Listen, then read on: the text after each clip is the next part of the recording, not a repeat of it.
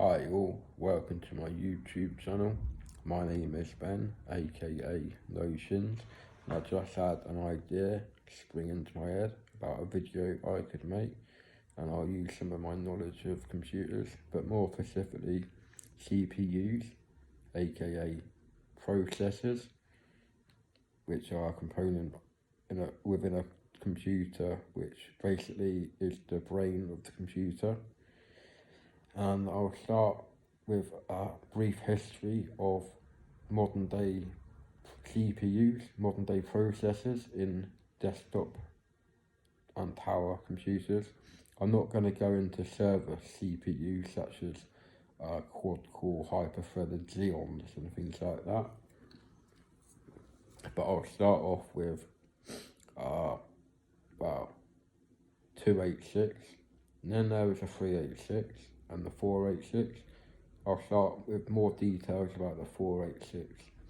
It came out in the very early 90s, and the 486, you could get SX25, which was 25 megahertz, DX66, DX100, and I'm not sure, but I think there might have been a DX133, but I'm not 100% on the last one, so I never owned one. But obviously DX100 was 100 megahertz, and 486s had a turbo button, so they could run at a faster speed and basically run overclocked, or it might have ran at a slower clock speed at default, and when you hit overdrive, then they would run at their full rated core speed.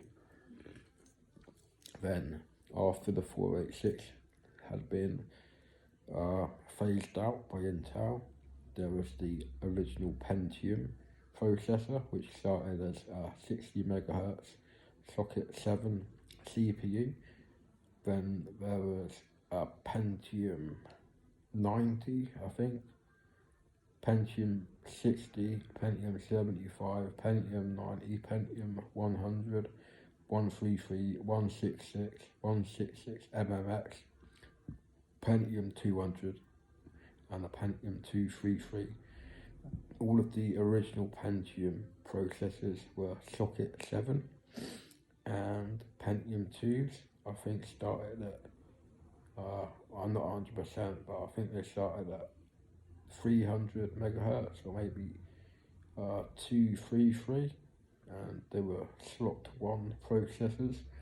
After the 350 megahertz, there was a 400, then Pentium 2 450 was the last slot 1 Pentium 2 processor.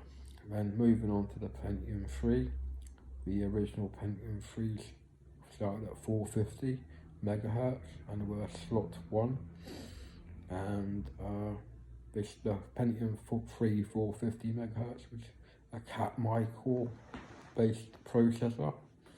And then there was the 500, then 550, then 600, and there was also a 600E, but that was later down the line, which ran with a 133 megahertz front-side bus. But a lot of people like me with the Pentium 3 450 way back when just used to up the front-side bus of the processor to 133.34 megahertz, and it would transform the processor into running at 600 megahertz from the default of 450 megahertz, simply by multiplying the 4.5 times multiplier by the front side bus to get the core speed. 133.34 multiplied by 4.5 is roughly 600 megahertz. And Pentium 3s, I think after 600 megahertz Pentium 3, or might be 650, then the Pentium 3 was a different socket 370, which I think started with the Pentium 3 733, then there was an 866, then there was a 933, then there was a 1000 megahertz Pentium 3. And yeah, I missed something out when I said the 1000 MHz Pentium 3, because I forgot to mention that you could get up those CPUs as well, I think, in slot 1 form, but also in socket 370 form. Because I had a few compact AP550 workstations back in the day, and these had dual Pentium 3 slot 1 processors, and well, yeah, that's it basically.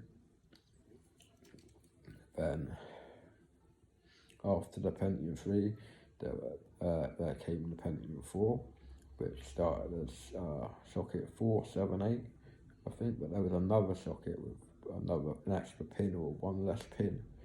It was also a Pentium 4, and I think the Pentium 4 started at 1.6 GHz, might have been 1.4 GHz through a 10 core, but the 1.6A Pentium 4 was what most people say was the start of the Pentium 4. A lot of people could clock the 1.6A to 2.4 GHz without too much trouble. Then there was the 1.8A, the 2 GHz, 2.4, 2.8, 3, and 3.2 and 3.4.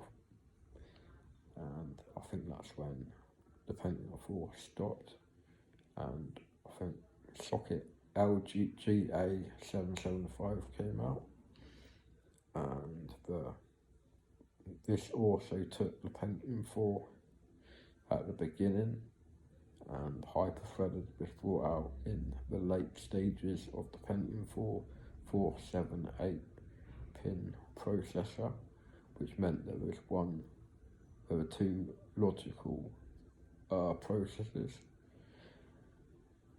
rather than just one. Hyper-threaded just meant there was an extra thread. So if you had a quad-core processor with hyper-threading, there would be an actual amount of 8 threads. So 8 different threads or processor cores to do work. So one core, well, you don't really do that, but it would make the overall CPU usage lower than that of a non-hyper-threaded processor. And obviously hyper-threaded processors took more memory bandwidth up. So if you had anything like onboard VGA, onboard graphics, then the memory bandwidth would come as an issue here, because obviously the graphics processing unit on board the motherboard is a specific chip on the motherboard. Although on new AMD Ryzen G processors, the graphics card is an APU, which means that the processor powers the graphics as well. But before the AMD Ryzen G CPUs came out, onboard graphics usually consist of a chip on the motherboard, and you plug the monitor directly into the back of the motherboard, and the input-output back plate part of the motherboard. And I can't remember loads like LGA775, but I'm trying to do this all off the top of my head, so there will be mistakes because it isn't pre-recorded or anything. And I can remember socket 1155, and I applied the i5 2500K. The K at the end of the processor name meant that the CPU's multiplier was unlocked, and that you could change the multiplier, but the default multiplier was 333 times on the i5 2500K socket 1155 processor, and I overclocked my 2500K to 5104 MHz there, so over 5.1 GHz on air cooling, which wasn't a bad overclock.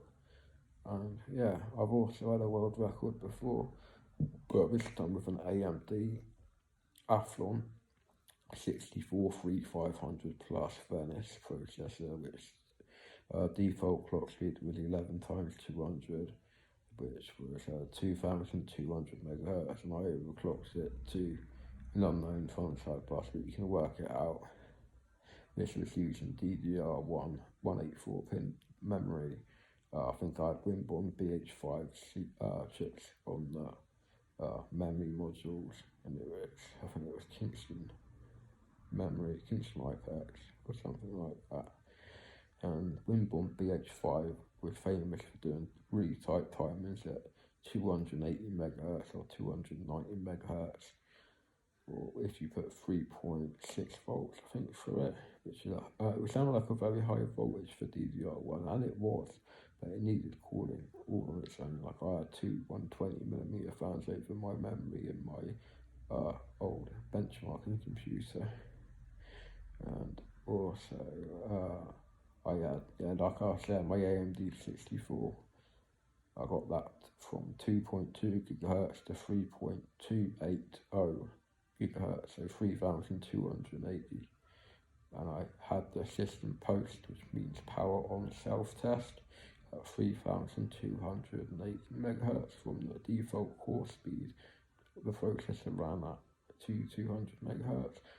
I think the default V-core, i.e. CPU voltage, was something like the VID was something like 1.3 or 1.35 volt, and I had used voltages up to 1.8 volts, but in my opinion, with 32 nanometer processors like the Athlon 64, socket 939, I would use over 1.55, or if you want to push it, 1.6 volts V-core, so CPU voltage for more than 5 or 10 minutes at a time, unless you're losing liquid nitrogen 2 cooling or other sub-zero type of cooling.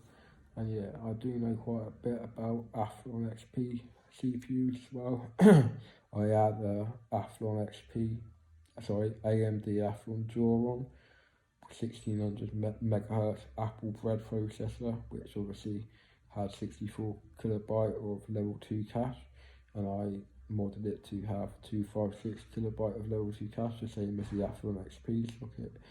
Socket A CPU's 462 pin processors, simply by joining a level 2 cache bridge on the processor itself on the top of it, using the HB pencil, which obviously conducted electricity to make continuity between the 2 points, and therefore a full complete circuit was made. Anyway, this is just the basic stuff I'm rambling about now, just off the top of my head. I'm not reading it off anything, but yeah, if you like this video, please click like and share with your friends and family on social media if you wish as well, and also if you could be so kind as to subscribe to my YouTube channel, it would be much appreciated. Anyway, I hope you all have a nice day and keep on surfing. Cheers, bye.